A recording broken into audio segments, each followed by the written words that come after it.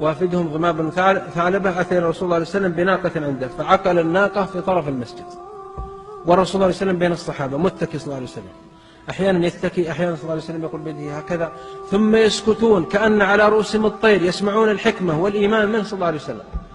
قال هو الأعرابي أين ابن عبد المطلب؟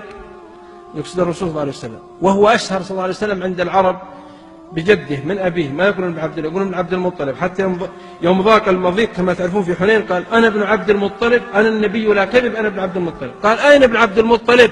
أين ابن عبد المطلب؟ أين ابن عبد المطلب؟ يشق الصفوف ويرتكز على عصاه ويتخطى الصفوف. قال صلى الله عليه وسلم قد أجبتك ولنا موجود، أنا ابن عبد المطلب. ولا غضب صلى الله عليه وسلم ولا تأثر. بعض الناس الآن لو ما تسميه صاحب السماحة والمعالي والإرادة زعل عليه، قال تسميه يعني ما في ألقاب، ما في توقير عندكم، ما تقدرون الناس أنتم، وش نقدره؟ محمد سيد الخلق صلى الله عليه وسلم ما تساوي حذاءه، هو يقال له محمد بن عبد الله. كان الصحابة يقولون يا عمر يا أبا بكر يا علي. فوفد قال قد أجبتك. قال إني سائلك فمشدد عليك في المسألة.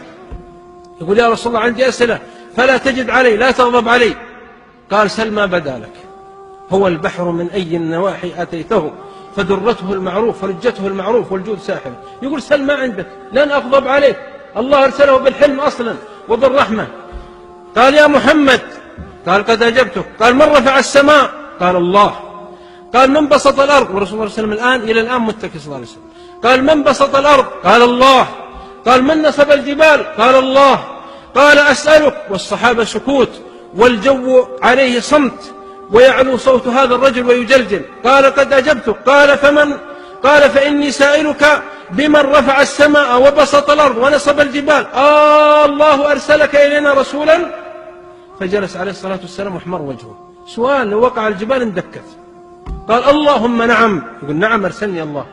فعاد المسألة. قال الله أمرك أن تأمرنا ب5 صلوات في اليوم والليلة؟ قال اللهم نعم. قال الله أمرك أن نصوم شهر رمضان؟ قال اللهم نعم. قال الله أمرك أن نزكي زكاة أموالنا؟ قال اللهم نعم.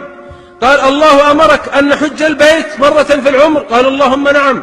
قال فأشهد أن لا إله إلا الله وأشهد أنك رسول الله، والله لا أزيد على ما سمعت ولا أنقص، أنا ضمام بن ثعلبة أخو بني سعد بن بكر.